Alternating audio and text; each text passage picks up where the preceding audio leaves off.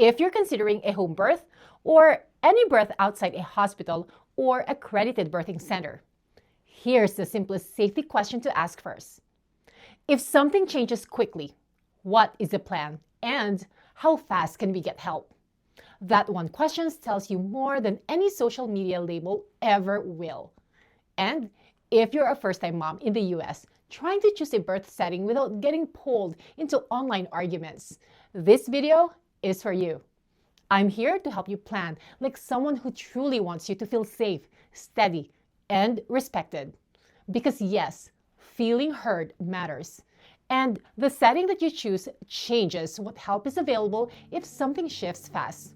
Hi, I'm Cherry, a certified maternal and newborn nurse, and I'm here to help you heal physically, feel emotionally seen, and rebuild your strength during the 4th trimester. Now, let's get into it. When people talk about home birth online, it gets loud really fast. One side makes it sound like the most peaceful, empowering choice you can make. The other side acts like it's automatically dangerous. And honestly, both extremes miss the point. You deserve better than a debate. You deserve a plan. Here's the truth I want to anchor you with. Most births are straightforward, until the one that isn't. And no one can predict in advance which birth will change quickly. That's why this isn't about whether you're tough enough, or whether you want an unmedicated birth, or whether you trust your body. Bodies are powerful, yes, and bodies also have complications sometimes. The real issue is that the setting you choose changes your emergency options if something becomes time sensitive. A hospital and an accredited birthing center aren't better because they look more medical. They're different because of what they can do quickly. The biggest difference between birth settings isn't the vibe, it's the response time. It's staffing, it's medication access, it's equipment, it's the ability to move from we're watching to we're treating to we need delivery now without delays. And I want you to be careful here because I understand why some moms choose out-of-hospital birth. Some moms want fewer interventions. Some want more freedom to move, eat, and work as they please without feeling managed. Some had medical trauma before, and they're trying to protect their emotional safety. Those are real reasons, and I respect them. But you can respect those reasons and still be honest about what changes when you're not near immediate medical support. That's what this video is. Not judgment, but clarity. Quick note, if a C-section is on your mind at all, whether it's planned or just a what if, my Strong Start C-section recovery kit is linked below. It's the exact roadmap I want for my own family, so you're not piecing recovery together when you're tired and tender. Now, let's talk about what can change quickly. One category is bleeding after birth. Most postpartum bleeding is normal. Your body is doing what it's supposed to do.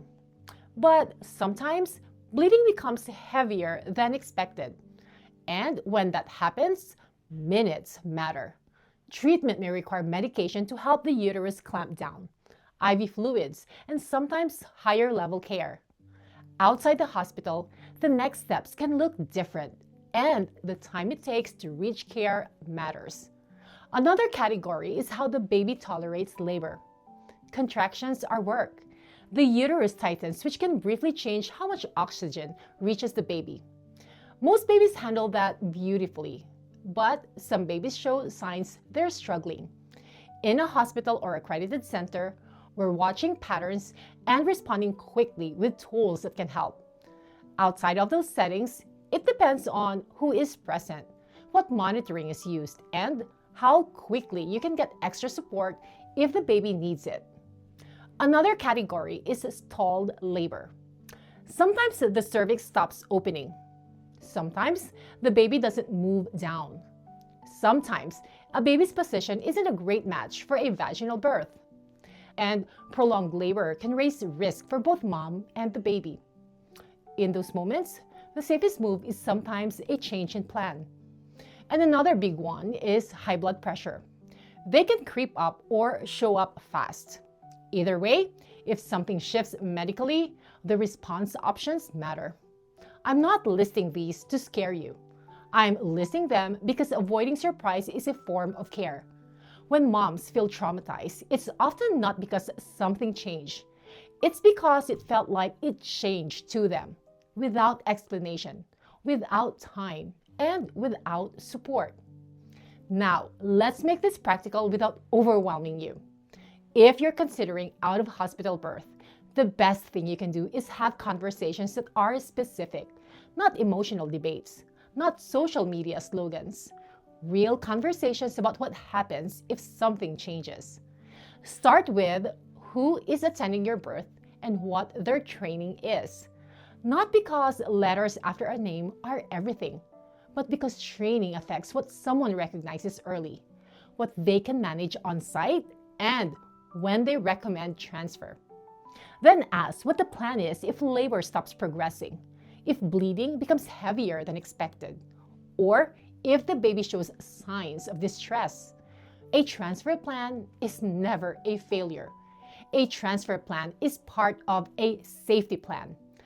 If a provider makes you feel silly for asking how transfer works, that's a red flag. A calm, confident plan should make you feel steadier, not smaller. Now, I want you to address something that underlies this entire topic: the fear of being pressured. Some moms considered out-of-hospital birth because they don't trust they'll be listened to in a hospital setting. They're scared they'll be talked into things. They're scared they'll be treated like a task instead of a person. And honestly, I get why that fear exists. But here's what I want you to know. You don't have to choose between dignity and safety. You deserve both. Whether you give birth at home, in a birthing center, or in a hospital, you deserve informed consent. You deserve explanations. You deserve respect. So, here are a few phrases you can use anywhere. If someone recommends an intervention, you can ask, what problems are we trying to solve? And what happens if we wait? That's not confrontation. That is consent. If a C-section becomes likely, you can say, please explain what you're seeing and what you're doing as you go.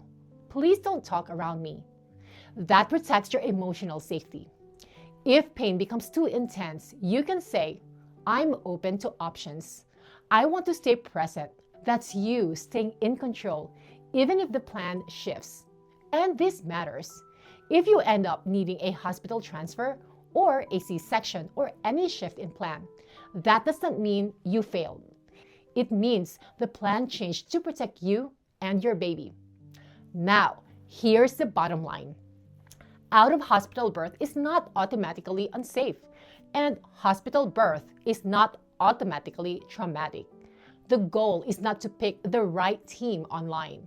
The goal is to choose a setting and a plan where you are informed, supported, and respected, and where help is available quickly if something changes. Your birth is not a performance. It is your health. A successful birth is a healthy mom and a healthy baby. The journey may not be what you pictured, and you're allowed to feel whatever you feel about that. But what most moms want when they look back and take a deep breath is these: safe, alive, and together. Quick note before you go. If you're a first-time mom and you're thinking, how do I prepare for what happens after the birth? That's exactly why I created the Strong Start C-Section Recovery Kit. It's filled with practical tools and checklists that help you recover, feed your baby, and feel more confident in those first weeks at home. It's linked in the description. If this helped, subscribe. I'm going to keep this content clear and honest so you don't have to piece your birth education together from random clips online. Here's to an empowered birth, one where you feel informed, supported, and respected. I'm Cherry, and I will see you in the next one.